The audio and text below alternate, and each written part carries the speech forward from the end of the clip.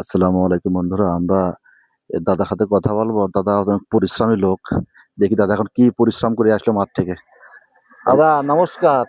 আচ্ছা, নমস্কার। ভালো আছেন? হ্যাঁ, ভালো। আপনার নাম কি? আমার নাম পরেশচন্দ্র সরকার। পরেশচন্দ্র সরকার। সরকার। আপনার নাম? আমার নাম প্রদীপ সরকার।